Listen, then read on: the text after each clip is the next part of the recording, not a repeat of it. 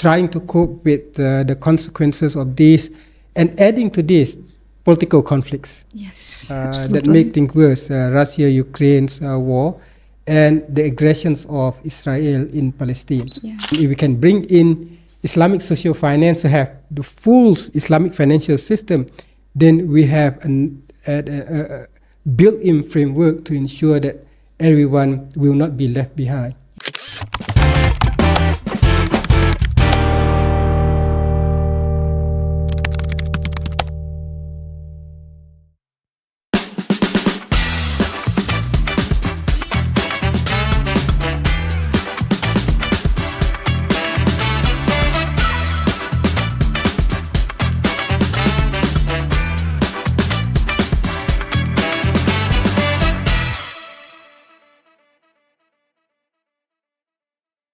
Bismillahirrahmanirrahim. Assalamualaikum warahmatullahi wabarakatuh. Hi everyone, welcome back to Library Guest from UIII Library Podcast. This podcast still in the series of Third International Conference on Muslim World, Economic and Business with the title Sustainable Finance Amid Global Volatility, Forging the Pathway to Sustain the Future.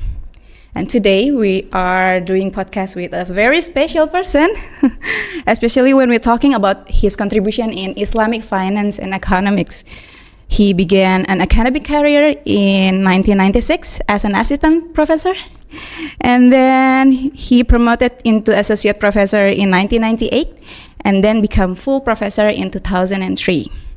He ever be part of International Islamic University Malaysia, Universitas Putra Malaysia, and currently he became Deputy President of Academic and Dean in International Center of Education in Islamic Finance University Malaysia.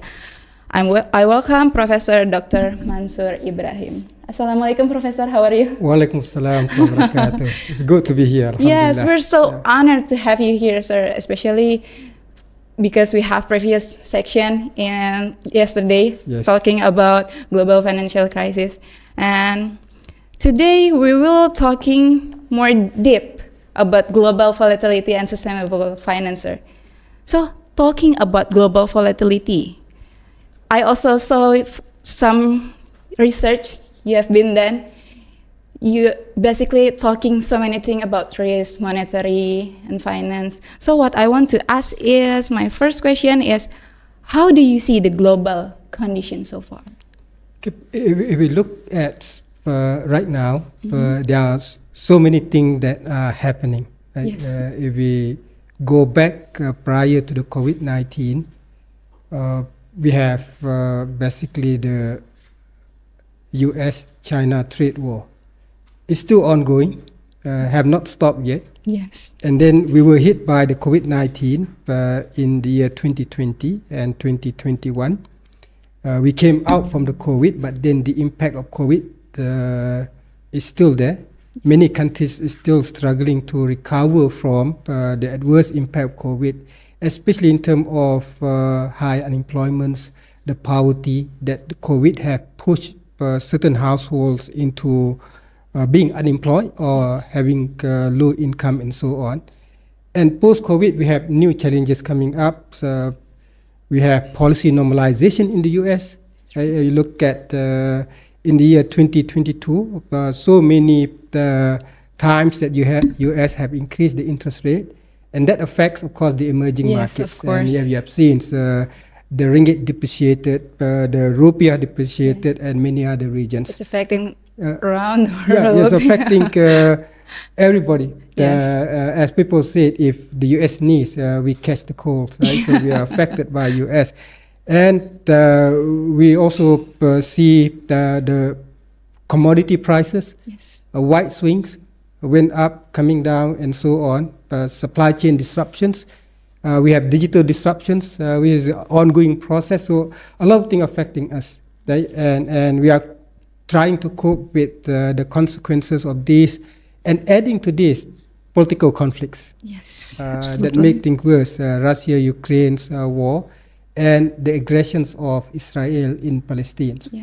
So that's bad news, supported by the so-called the champion of freedoms. Right? So that will affect because the war can be potentially escalated into regional war or even the global war, right? People are talking about World War III, and if that happens, of course, it will affect all of us socially, economically, and it will affect the welfare.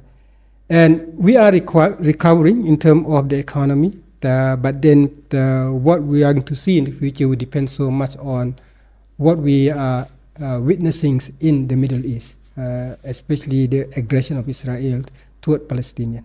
Yeah, I couldn't agree more. And if I may add something, all of these things that happen will affect the the sustainability of the future, right? So talking about escalating everything that happened and talking about sustainability of the future, how do you think the interplay between finance and sustainability should done at a large scale? We have first need to understand the role of finance first, right? And then we can take a look at the emerging new, I think cannot be said new because it has been 30 years, 40 years, but the emerging Islamic finance that have shaped, I think, the global financial scenes. Now, if you look at finance in general, the main role of finance is allocation of funds. Yes. Right? And the financial markets are able to allocate funds very efficiently because of economies of scales in information processing, because of their ability to diversify risk. Right? They are able to gather small funds and put them together and then invest those funds in various type of projects. So in the process, risk is diversified. Right? And apart from that, they help households to smooth consumptions. They help firms to basically relax what we term as credit constraint and so on. And Islamic finance have the same rules, being financial intermediaries, allocating funds and so on. But then Islamic finance, I think in terms of contributing or the interplay between Islamic finance and sustainable development goals, Islamic finance, I would say, become a more natural players that can contribute directly to sustainable development goals. There are many goals in SDG that Islamic finance can hit based on simply the very characteristic of Islamic finance. For example, the connectivity between financings and the real sector, because any financing coming from Islamic finance must be based on the real sector. Yes. So in that way, it allows the economy to be what we term as less pro-cyclical, or may not be subject to what we term as boom-bust cycle, because the financings follow the real sector. And we have risk sharing. Yes. And risk sharing, of course, will alleviate or mitigate the burdens if any shocks happens, because everyone shares the same risk. Yes. Right? So those are two characteristics of Islamic finance that can basically hit the goals, for example, in terms of poverty. Right? And if we can bring in Islamic social finance to have the full Islamic financial system, then we have a built-in framework to ensure that everyone will not be left behind. Yes, right? So those absolutely. are one thing. Now, and if we look at financing, of course, most of financings go to the last project and so on. And on the basis of risk sharing, on the basis of participation, on the basis of profit and loss sharing, on the basis of musharaka, mudarabah, for example, Islamic finance is the bank, for example, can be the main players in making decisions where the money go to. Yes. Right? Because they have a stake in there, they have responsibility. So specifically, any intermediation in Islamic finance should be intermediated in such a way that it creates value to society. And in Malaysia, we term this as value-based intermediations. Value-based. You intermediate, but then you have to create value. Yes. It should not harm society and so on. And that's basically the underlying principle of Islamic finance. The maqasid part, protection of wealth specifically, right? Protection of life and so on. So these are embedded in Islamic finance. So I would say interplay may be the two soft words, right? Because Islamic finance and sustainability is basically is coupling. Yeah. They are closely knit together, right? Where the SDGs is manifestations of whether we stick to the principles of Islamic finance or not. Because it should become natural in the context of SDG as part of Islamic finance objective. So that's the way I see the interplay between finance and SDGs. And SDGs. So that's very interesting because from if I ask my friends about what is sustainable issue and what do you know about sustainable issue, people still, limited his thinking about sustainability issue is only a specific issue for a specific community, like scientists or something like that. Then when we talk about sustainability as sustainable finance, they still skeptics about it. So that's very interesting, guys. So you have to see again, try to rewind what Professor Mansor already talked about, the sustainable interplay, the sustainable finance and the interplay between them. Now next to the third question, because we see, now scholar we know the term or acronym FUCA. Yep. FUCA. Maybe not many people already know about FUCA, but FUCA acronym is basically built because of we see the increasing of uncertainty around us, the rapid changes around us, to the point that everything seems to look like interconnected. Yep. And make things so confusing, yep. So ambiguous. So I would like to ask you, sir, maybe you could enlighten us with your opinion and your knowledge on how do you think Islamic finance could contribute in the FUCA world? Okay. Yep. We have discussed of what have happened and what is going on now, and of course the word VUCA can summarize that perfectly. The world is highly volatile, highly uncertain, and things become more complex. Yes. Right? You're like way more complex. Adding to this complexity would be the fintechs, disruptions, digitalizations.